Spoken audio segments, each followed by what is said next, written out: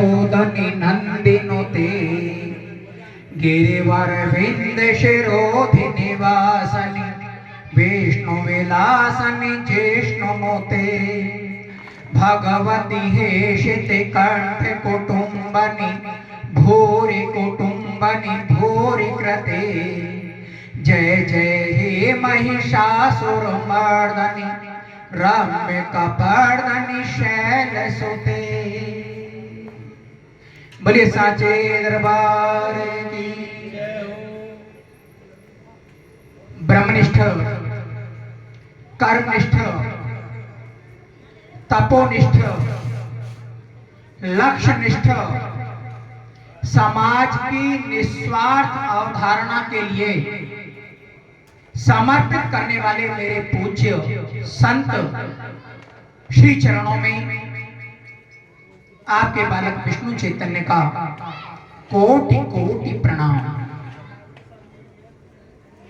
न सभा सभायत्र न संति वृद्धा, वह सभा ही सभा नहीं है जहां वृद्धजन ना हो। इसलिए आदरणीय, यहां मेरा वृद्धजन उम्र से नहीं, क्षमा चाहूंगा, ज्ञान से है, क्योंकि हमारे यहाँ उम्र वृद्ध नहीं माना जाता, ज्ञान वृद्ध माना जाता है। सुजला सुफला श्यामला वसुंधरा पर उपस्थित समस्त ब्राह्मण जन, उनको सादर प्रणाम करता हूं। ब्राह्मण भी, क्षमा चाहूंगा, जन्म से नहीं कर्म से, ब्रह्म जानेति ब्राह्मण, और नहीं तो हम सभी शूद्र हैं, जन्मना जायते शूद्र। आयोजक परिवार, आप सबको सादर प्रणाम करता हूं। मेरे पूर्व वक्ता बहुत सुंदर बोल रहे थे, उन्होंने बाइबल की चर्चा की। धर्म ग्रंथ कोई बुरा नहीं होता, लेकिन क्षमा चाहूंगा, मेरे चारों वेद जिनमें 19,404 ऋचाएं हैं, एक एक वेद में विज्ञान भरा पड़ा है। 18 पुराण यदि उनकी आध्यात्मिकता को लेकर चले तो उसमें ज्ञान की कमी नहीं। मैं बाइबल की भी अच्छाई को स्वीकार करने के लिए तैयार हूं, लेकिन मत्ती, मार्कुस, यूहन्ना के सुसमाचार, क्योंकि अभिमान नहीं करता हूं, आप लोगों की कृपा से बाइबल का भी पूरा अनुभव है, पुराना विधान और नया विधान। जिस बाइबल की प्रार्थना गौमांस से शुरू होती हो, उसे मैं कैसे अपना आराध्य मानूं। बाइबल की प्रार्थना, जो भी जानकार हो, यदि मैं गलत कह रहा हूं तो आज मुझे जाति से बाहर कर दीजिए, अभिमान नहीं है, विनम्रता से कह रहा हूं। बाइबल का आरंभ होता है पिता पुत्र पवित्र आत्मा के नाम पर, आमीन। हाँ, संश्री चरणों से प्रार्थना है, वक्तव्य भी सुनते रहेंगे और प्रसाद के लिए पंगत की हरी हरी। तो मैं निवेदन कर रहा था कि जिस बाइबल की प्रारंभ गुरु मांस के साथ होती हो, बाइबल की प्रार्थना शुरू होती है पिता पुत्र पवित्र आत्मा के नाम पर, आमीन। स्वर्ग में विराजमान हमारे पिता, तेरा राज्य आए, तेरी जय जयकार हो, आज दिन भर का आहार हमें दे, तब तेरी पवित्र वेदी पर बछड़े भी चढ़ाए जाएंगे। किसी भी चर्च में जाकर सुन लीजिए, तब तेरी पवित्र वेदी पर बछड़े भी चढ़ाए जाएंगे। क्षमा चाहता हूं, मैं किसी भी विषय का खंडन मंडन नहीं करता, मेरा स्वभाव खंडन मंडन नहीं है, लेकिन अवध नरेश दशरथ और उनकी निंदा यदि मंच से हो, मैं आप सबसे करबद्ध क्षमा चाहता हूं, लेकिन पहली बार मुझे लगा था कि मुझे उठकर चले जाना चाहिए। हम भगवान राम की निंदा सुन रहे हैं, हम सीता हरण की बात कर रहे हैं। अरे सीता का हरण हुआ ही कहां? कौन कहता है सीता का हरण हुआ? जब अयोध्या, ये 10 दरवाजे का नगर, ये अयोध्या है। वैसे तो दरवाजे 11 हैं, लेकिन 10 दरवाजे का नगर ये अयोध्या है। 5 कर्मेंद्रियां, 5 ज्ञानेंद्रियां और 11वां ये ब्रह्मांड। किसी किसी का जीव ब्रह्मांड फाड़ कर निकलता है। जी हाँ, बिल्कुल। तो हाँ, एक पूरा आपको बाद में भी चर्चा कर लेंगे इस विषय को। बिल्कुल, मुझे बड़ी प्रसन्नता है और मेरा ये विषय भी नहीं था, लेकिन मैं क्षमा चाहता हूं। क्षमा मैंने पहले मांगी कि मैं जिस हिंदू धर्म से अन्न और वस्त्र ले रहा हूं, मैं कभी भी उस धर्म की निंदा नहीं कर सकता और अन्य धर्म की भी निंदा नहीं करता। लेकिन ये विषय आ गया था, इसलिए जब रा और मां का योग मिले वो राम नाम हो जाता है। जब देह से भोले शंकर, यही महामंत्र कहलाता है। 1 करोड़ श्लोकों में से देवादिदेव महादेव ने केवल अपने लिए 2 शब्द लिए, राम। हम रोचकता लाने के लिए, हम अपनी वाणी में रोचकता लाने के लिए किसी का भी खंडन मंडन कर सकते हैं। हमें केवल अपना विषय देना चाहिए, किसी का खंडन मंडन करने का हमें अधिकार नहीं।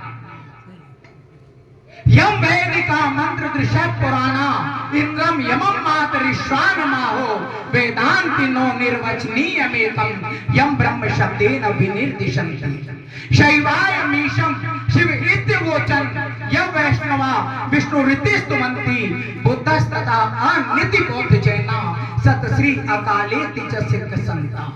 शास्त्रेति केचित् कतिचित् कुमार, स्वामीति मातेति पितेति भक्त्या, यम प्रार्थयन्ते जगदीश तारम, स एकेव प्रभुरद्वितीय।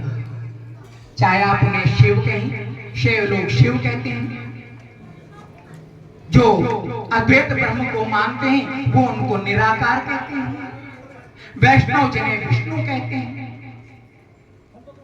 जैन जिन्हें महावीर कहते हैं, बौद्ध जिन्हें बुद्ध कहते हैं। सह एक एव प्रभुरद्वितीय, वो परमात्मा एक ही है, वो कोई अलग नहीं है। बहुत तेरे घाट, मगर उतरो तो सही। गंगा पार जाने के लिए घाट बहुत हैं, किसी भी घाट से चले जाएं। क्षमा चाहूंगा, यदि हम घाटों की बुराई करने लगे तो ना खुद पार जा पाएंगे और ना अपना उद्धार कर पाएंगे।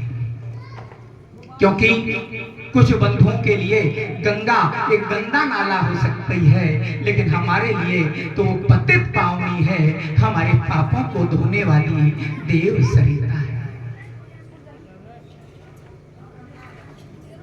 मैं निवेदन कर रहा था कि सीता जी का हरण नहीं हुआ और राम का मरण नहीं हुआ। जिस दिन राम का मरण हो जाएगा उस दिन ये पृथ्वी रसातल को चली जाएगी, क्योंकि हमारे मानव शरीर में जो 3.5 करोड़ रोम हैं, एक एक रोम में जो रमता है वो राम है।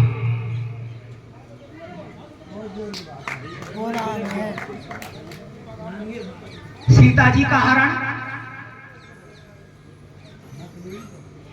क्षमा चाहूंगे ये विषय मुझे लेना पड़ रहा है। हम कहते हैं वनवास कैकेयी ने दिया, वहीं से चलते हैं। थोड़ा सा अधिक समय नहीं लूंगा, वो तो विषय आ गया इसलिए क्षमा चाहूंगा। तो कैकेयी ने वनवास नहीं दिया, कैकेयी बैठी हुई है, भगवान राम पीछे से जाते हैं और माता कैकेयी के दोनों नेत्र बंद कर लेते हैं। मां कह रही है, राम तुम क्या समझ रहे हो, मैं आंखें बंद करके, मेरी आंखें बंद कर लोगे तो मैं तुम्हें पहचान नहीं पाऊंगी। अरे हवा का झोंका भी यदि तुमसे स्पर्श करके आता है तो मैं पहचान जाती हूँ ये हवा मेरे राम को छूकर आ रही है। भगवान राम कहने लगे, मां आज मैं तुझसे कुछ मांगने आया हूं और मेरी हिम्मत नहीं है कि मैं आपके नेत्रों में देखकर मांग सकूं।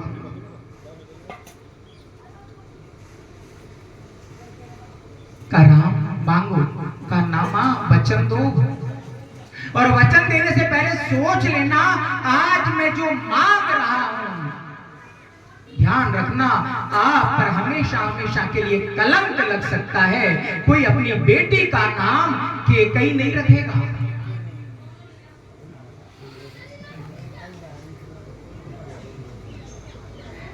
केकई एक बार हिचकिचाई और मन में सोचा, मेरा राम यदि जन्म जन्म के लिए भी मुझ पे कलंक लगा रहा है तो वो जरूर बहुत अच्छा मांग रहा होगा, और नहीं तो मेरे राम को मुझसे बढ़कर और ब्रह्मांड में कोई नहीं। माता कौशल्या से भी अधिक मेरा राम मुझे प्रेम करता है। का मैं वचन देती हूं राम, का मां एक बार और सोच ले, मैं जो मांग रहा हूं हो सकता है आप अपने पति को भी खो दें और विधवा का जीवन व्यतीत करेंगे। कलंक भी लगेगा और विधवा भी। एक बार हिचकिचाई, क्योंकि देवी के लिए उसके पति से बढ़कर और कोई नहीं होता। फिर कहने लगी, राम मां मैं वचन देती हूं। भगवान राम कहने लगे, गादी भरत को दीजिए मोय तपोधन राम, माता इतना कीजिए होय सकल सुर का। मां ये राजगद्दी भरत को दीजिए, मुझे 14 वर्ष के लिए वनवास में दीजिए, क्योंकि पहली बात तो राज्याभिषेक नहीं हो सकता। आप सब विद्वान हैं, संक्षेप में बता रहा हूं। राज्याभिषेक इसलिए नहीं हो सकता क्योंकि राज मुकुट बाली के पास रखा हुआ है।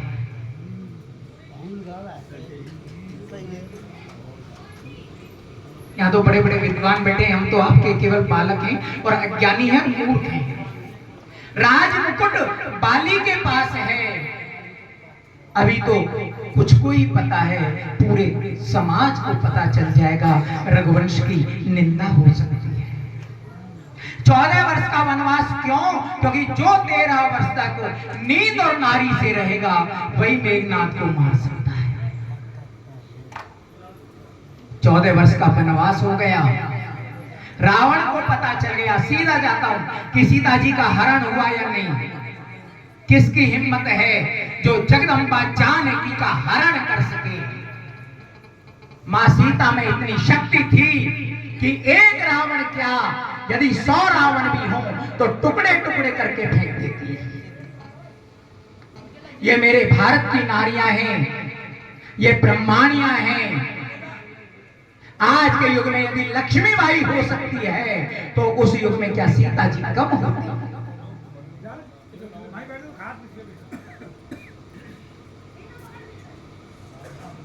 तो रावण को पता चल गया, खर दूषण मौसम बलवंता, तिनई को मार सकेना बिन भगवंता। अवश्य भगवान ने अवतार ले लिया है और मेरी मुक्ति केवल मां सीता के माध्यम से हो सकती है, और नहीं तो मेरी मुक्ति नहीं हो सकती। क्योंकि मैं तो तपस्या कर लूंगा, लेकिन मेरा राक्षस कुल, मुझे इसको भी तारना जरूरी है। इसलिए रावण कैसे जा रहा है? गाता गाता पहुंच गया परण कुटी के पास, माता भिक्षा डाल दे करता तेरी आस। रावण ने मां कहा है।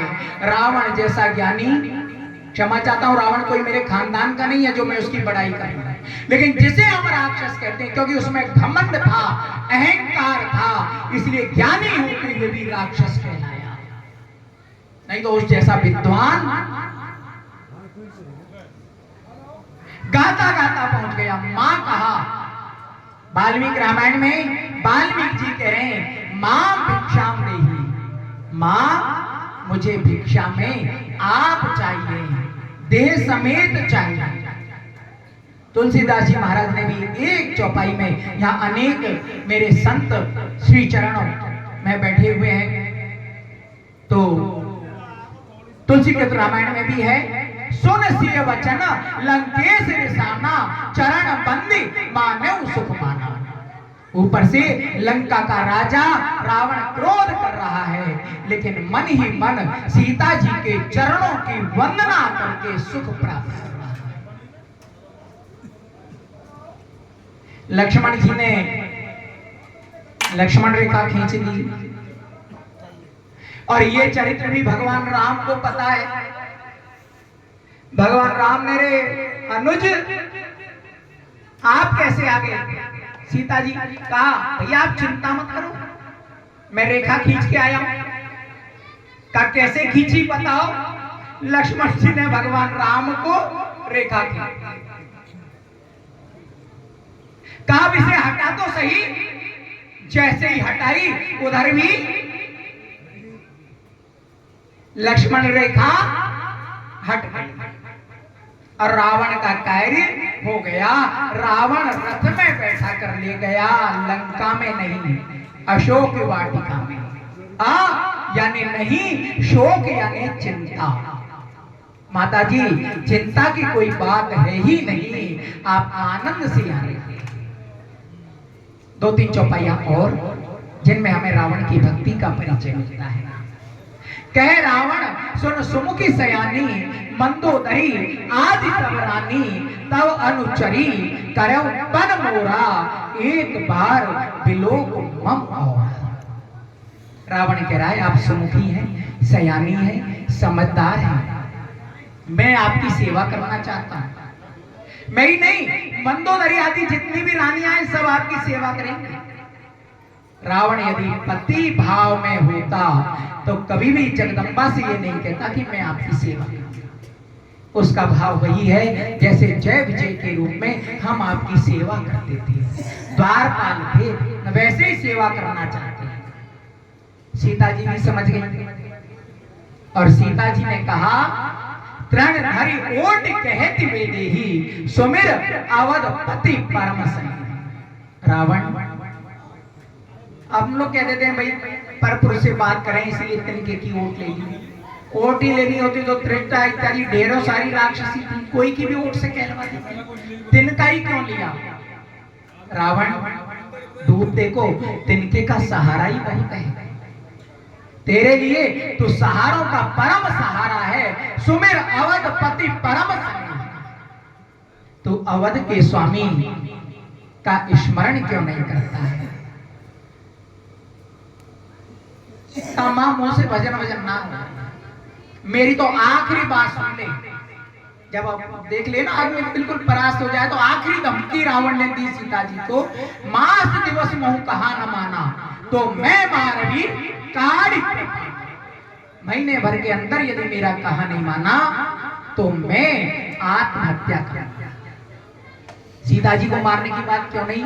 क्योंकि पहले के वीर दूसरे को मारने के लिए तेग, तलवार, खंग रखते थे और छोटी सी कृपाण यदि फंस जाए तो उसे आत्महत्या करते